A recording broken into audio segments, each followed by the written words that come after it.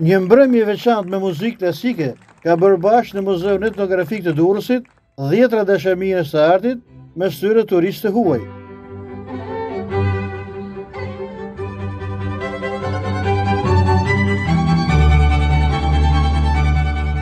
Koncerti Ethera Sonore solli për publiku një program të përzgjedhur me vepra të kompozitorëve të njohur si Mozart, Bach, Boccherini, Shostakovich, Piazzolla dhe Gardel. Sipas drejtorës artistike Olta Juba, të huaj që vizitoj Durrësin janë tashmë pjesë e pandar e këtyre koncerteve, jo vetëm gjatë sezonit veror. Kjo është kategoria që mbledh më shumë turist. Edhe ajo që është interesante, jo vetëm turizmi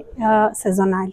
por për gjatë gjithë vitit koncertet e muzikës klasike, të orkestrës harqeve dhe të orkestrës frymore, kanë në mënyrë të rregullt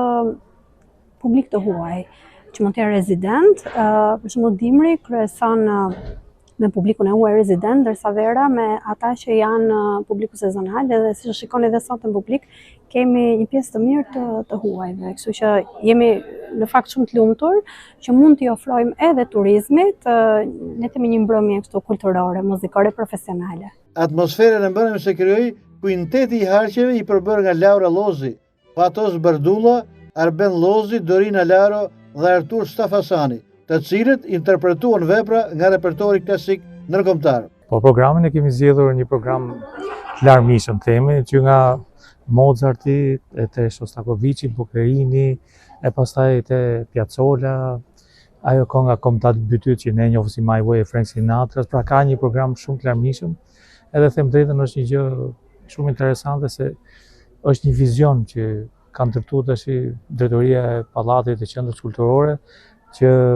jo vetëm një orkestër harqesh, po tash është dinamizuar paksa me grupe më të vogla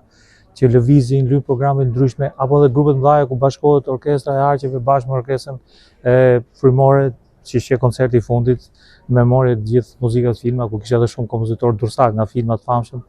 Prandaj them që është dinamizuar shumë edhe më pëlqen shumë ky vizion i ri, se ka shumë dinamizëm, por ka edhe më shumë mjet, ka edhe më shumë gjallëri. Instrumentisti Arben Lozi thekson se do të ishte i nevojshëm një bashkëpunim më i ngushtë me agjencitë turistike, në mënyrë që edhe më shumë vizitorë të bëhen pjesë aktiviteteve kulturore të këtij qyteti. Koncerti Ethera Sonore mbylli kalendarin e aktiviteteve kulturore të muajit korrik në Durrës. Gjatë muajit gusht pritet të mirëpresë një tjetër aktivitet të rëndësishëm artistik, festivalin folklorik ndërkombëtar. Gjatë muajit gusht pritet të mirëpresë një tjetër aktivitet të rëndësishëm artistik, festivalin folklorik ndërkombëtar.